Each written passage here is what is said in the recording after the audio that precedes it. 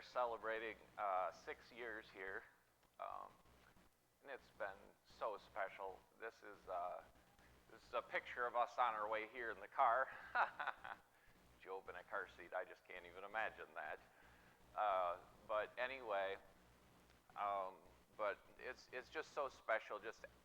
I can't tell you how every person here is special. It really is. It's like, we're here. I'm here every week. But you guys make the choice to come, and I feel like it's showing your desire to share in friendship and worship, and it always means a lot, and it's just been really special. But anyway, this is a couple from our first year. This is Abraham on our way here. He's changed. This is when we first got here. Audrey was starting up school. Abraham's got that intense look on his face. Job, just hard to believe. First chicken dinner, doing ice cream.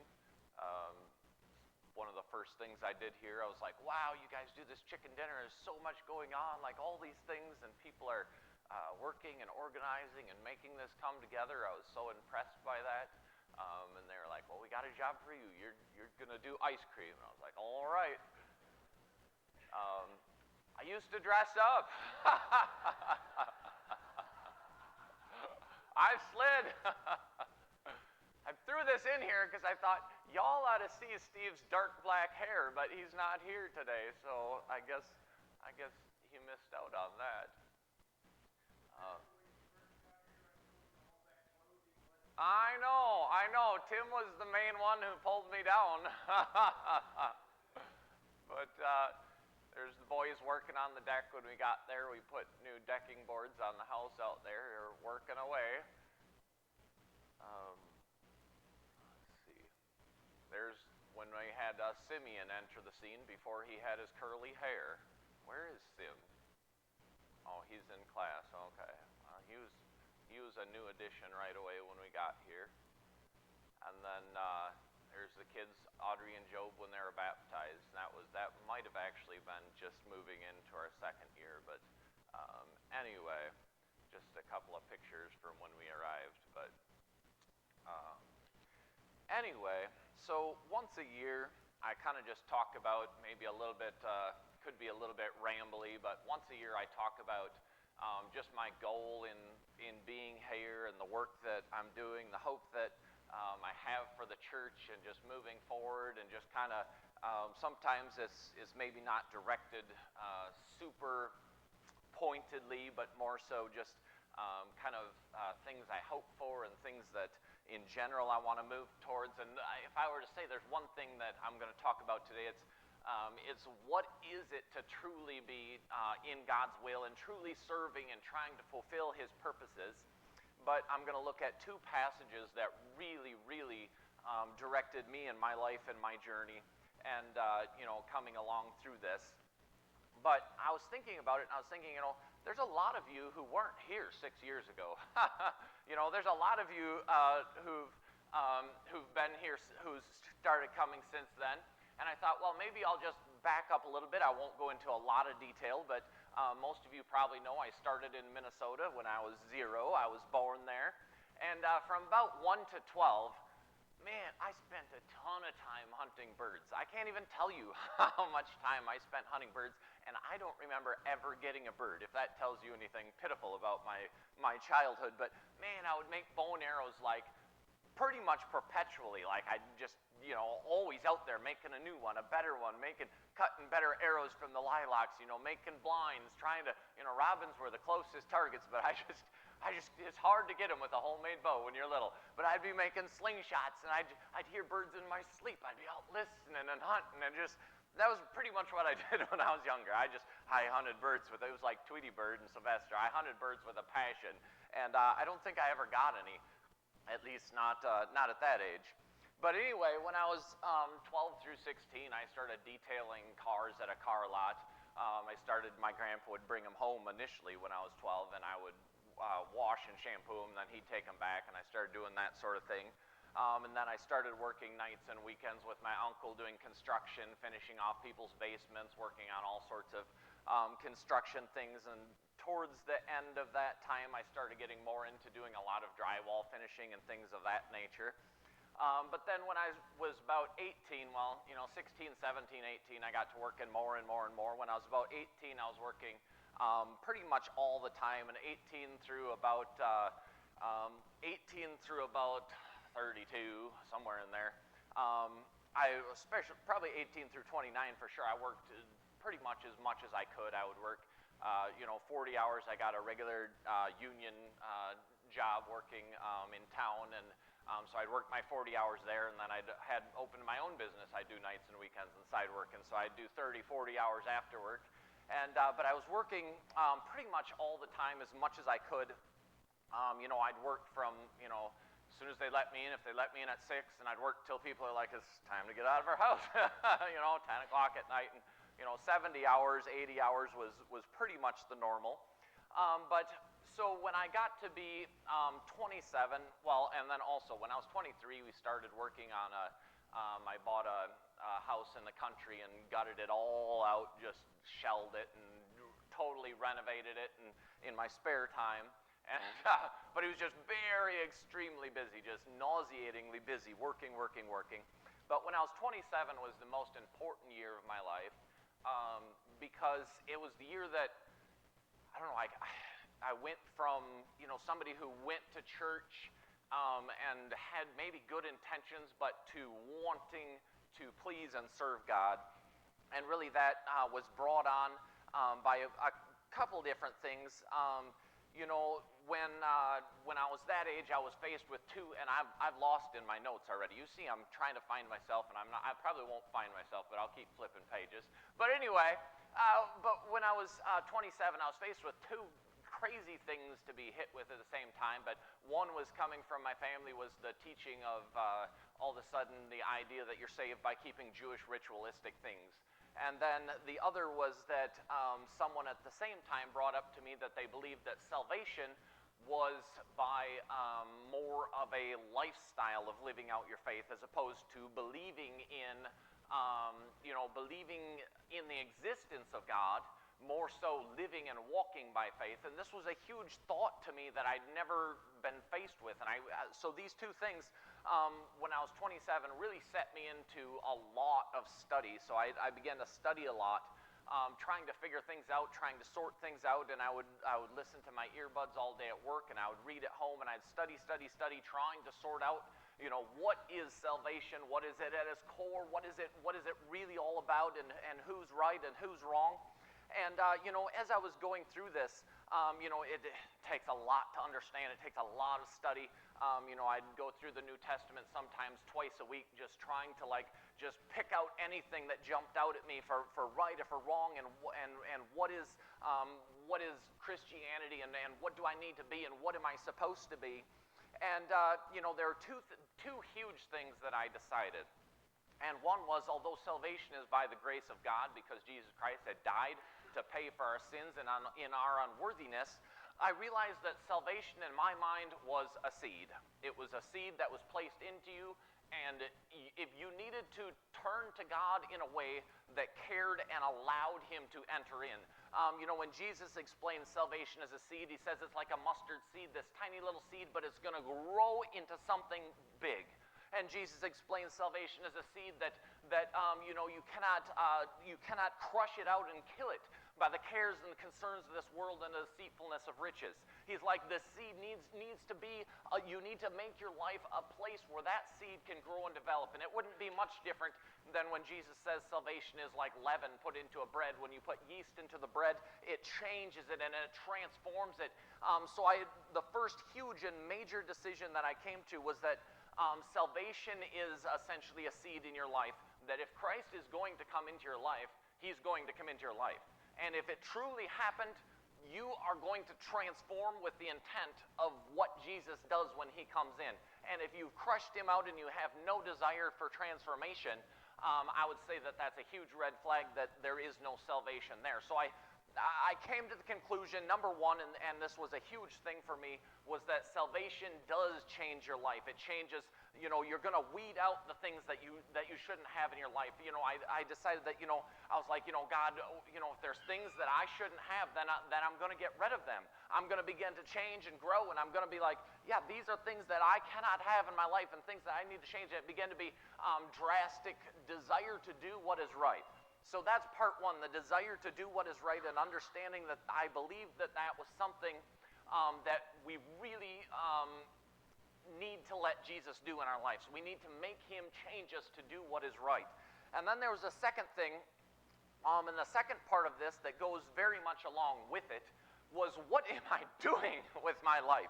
What am I doing for purpose? Like, what is my purpose in life? And for the past, 15, 16 years, I'd only worked, and everything I'd worked for was for my personal things. Everything I'd worked for was to build up my own little hobby farm and to make my house nice and to get the things that I wanted established for myself in life.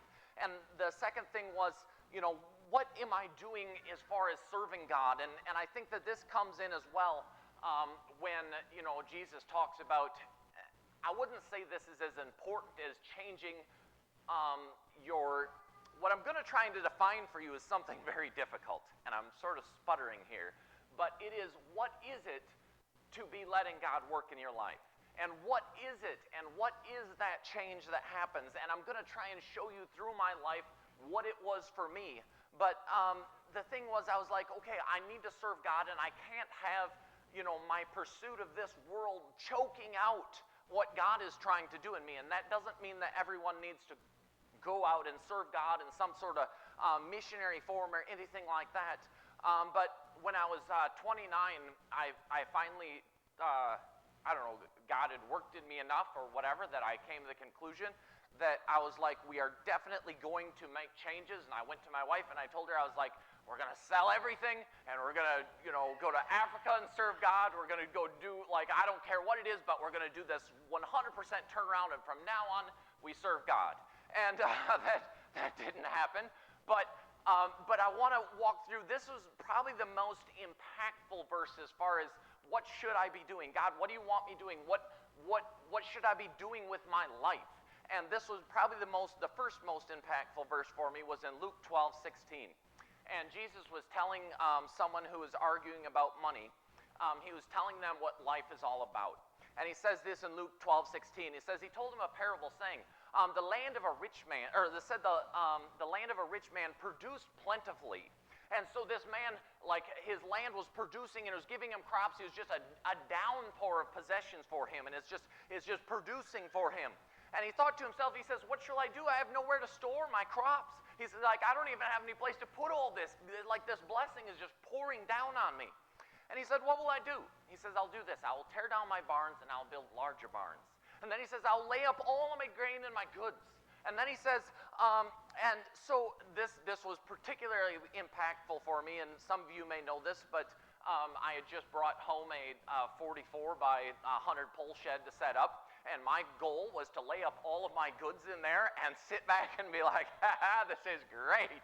And so maybe this is why this verse jumped out and slapped me in the face right at that time. But then it says, this man says, he'll sit back and he'll say to his soul, he says, soul, it is good and you have ample goods laid up for many years. Relax, eat, drink, and be merry. He says this guy has this plan that he is going to have everything done, everything in order, and he is going to sit back and be like, this is good. Everything is as it should be. And I think this is the main thing. If I can get this across to you today, what was the big thing in my mind was, what is your end game? If you close your eyes and you envision your end game, what am I working for? What is all I'm doing? Where do I see myself at the end of this dream?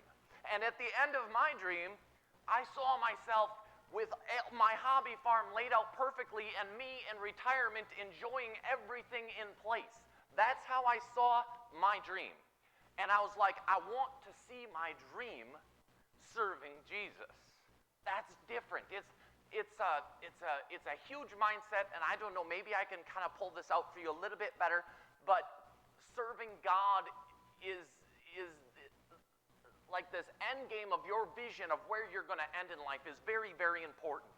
It says that Jesus says to this man, he says, "You fool, tonight, this night, your soul is required of you." And he says, "The things that you've laid up, whose will they be?" He says, "You fool, all that you work for, now tonight you're going to die. And everything you worked for, what is it now? What were you doing? What were you thinking?" And I thought to myself, I was like, I'm that fool. I'm that fool. My end game is me. My vision is me.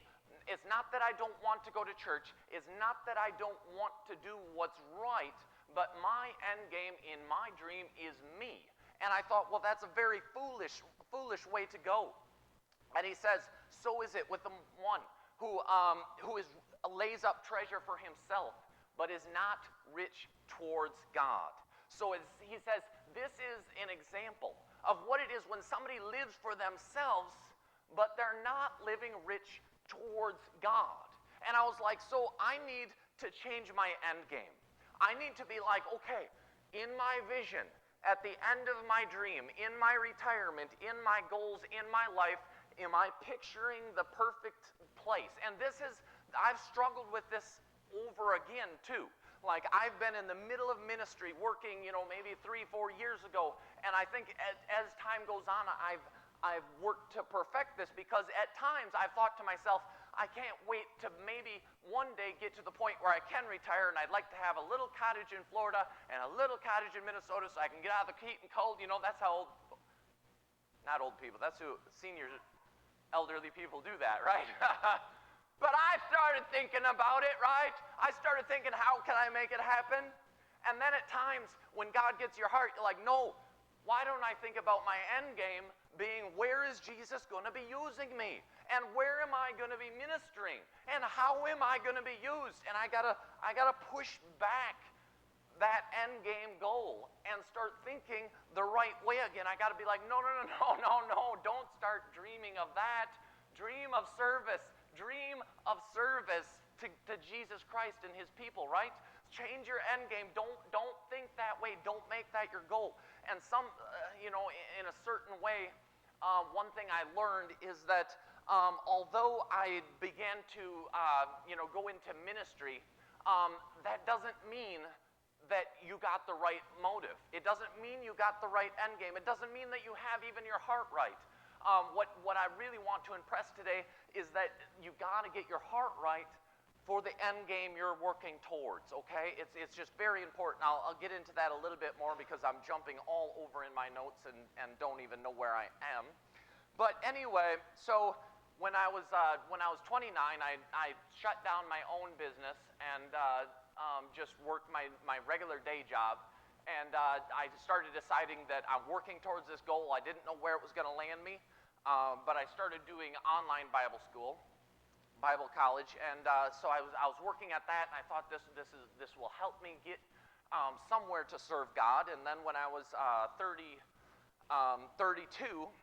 we put up our house for sale, and we moved to Ohio. And that's where I did my last year of school. I did an internship where I was working with a senior pastor and finishing up the last bit of my pastoral classes and things while I was working there. And it was kind of funny because on the way there, we drove through, we camped at Starved Rock State Park. And I don't even know why this is even important to this message. It probably isn't. But we camped at Starved Rock State Park. And me and my wife were talking, and we were working with an organization who we were doing this internship who places pastors anywhere in the United States. So you volunteer, they say, okay, we have a church who's struggling to find a pastor who will travel to this area. It's kind of out of the way where most people, they just can't get anybody to go, or they can't afford somebody, and we'll find the place and we'll just send you to it. And so we're camping at Starved Rock State Park, and we were looking around, and we were like, God could send us to Illinois. I think it was the only state that we talked about that, where we could land right here. And funny enough, so we did our year-long internship in Ohio, and they said, so we've got a church in Illinois. And I thought that was funny. So 33 years old, we pulled into Chambersburg, Illinois. So that was kind of the journey that led us here. It was I believe it was the first Monday in August we pulled in here. And anyway, so again, what I want to, there's one more passage I want to look at that maybe will help pull this together.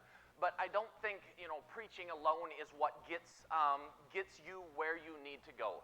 I think that there's many people who preach, and it's nothing more than just a job, and that can happen to me. It could happen this week, but not next week. It could happen at any point in time where your focus loses what you're doing or why you're doing it. And I think that this is something that you can translate into any job, in any occupation. You can get your heart right so you're doing what you really need to be doing, because even if you're preaching doesn't mean that you're where God really wants you to be and what he wants you to be. So I want to kind of show you the last kind of page of what showed me what I believe is what you really need to be doing, and that is that you're serving Jesus day to day as if he is on his throne and you are working in his kingdom, and every day you're saying, Jesus, this is for you.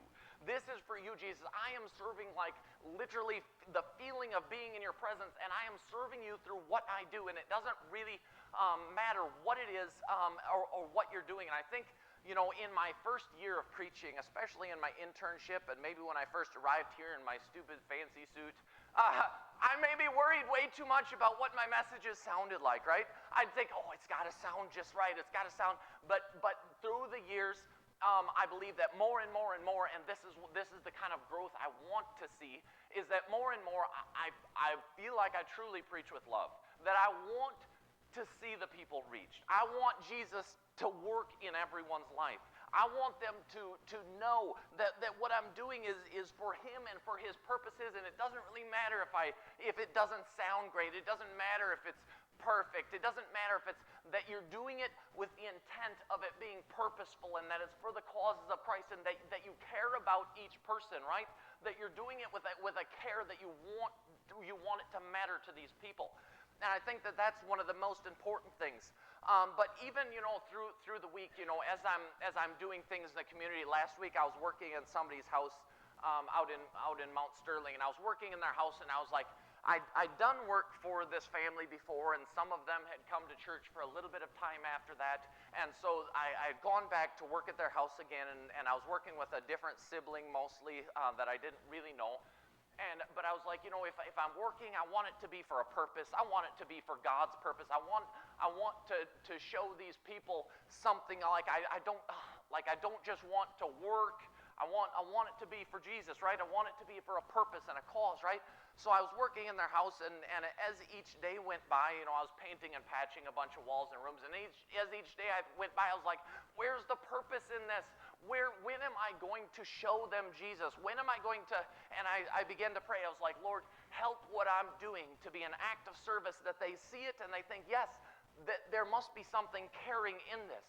And by the second to last day, I was able to share with them, what I do working in the church and part of the ministry and why I'm here instead of in Minnesota where I was.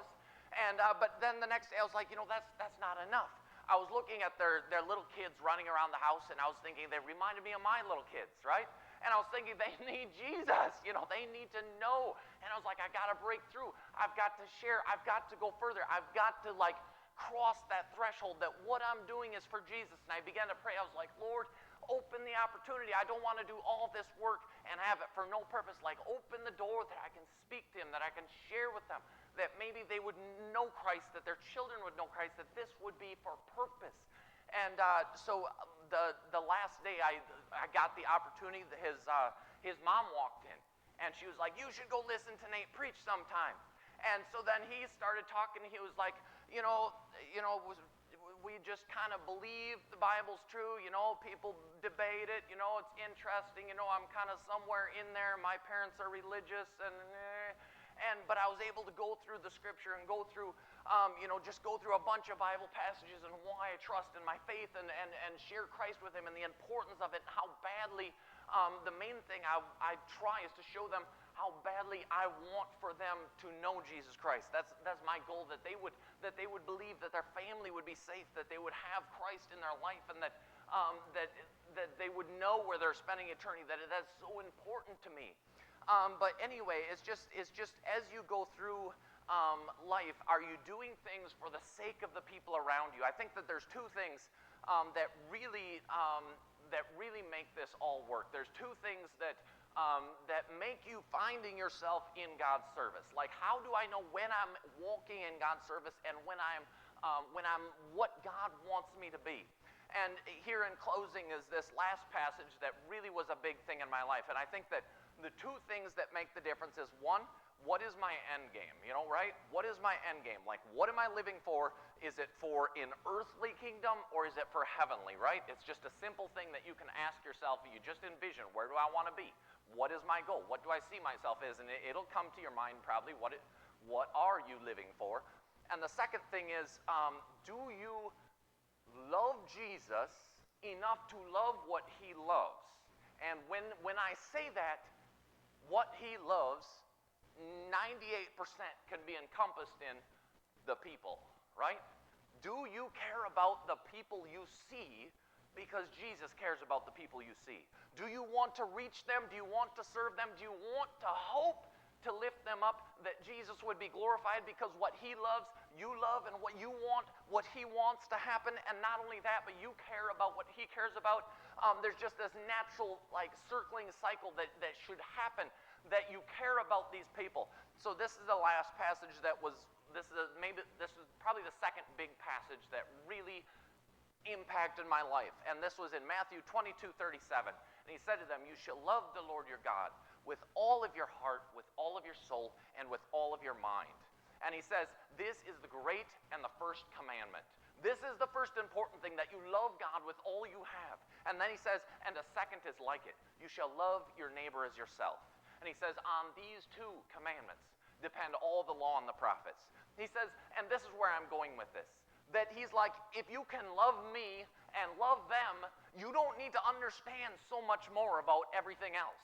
Because I love them, and if you love them and you love me, you're going to be serving in my kingdom 98% of all you need to know. Reach those people. Care about those people. It's not about you. It's about them and his world and his goal. He's going to burn the rest. The people are 99.999% of all that matters. So if you're asking yourself, am I in his will? Am I doing what he wants me doing? Have I found the place that he truly wants me to land? You have to ask yourselves, in my mind, these were the two passages that carried me into all I make my goal. And that is, number one, what is my end game? Is it to be serving in the kingdom of God? Or have I let all of the other things creep in that are more exciting, that begin to press out the kingdom of God? So what is my end game, and where do I want to see myself at the end of my life? Do I want to see myself serving God yet, or do I want to see myself relaxing in all that I want? And the second thing is, do I love the people he loves? And do I serve the people he wants served? Do I care to try to bring to Christ the people that he cares about? And those are the things that I believe that I want, and maybe from just my sharing, you can apply this to yourself as well, right? Like, this is what I want for all of our church, that we would all be caring about one another, that we would be like a family of Christ that is caring about the people around us, caring about one another, and caring about the people beyond us, right? So that's essentially what my goal is in ministry and what my goal is for life, right?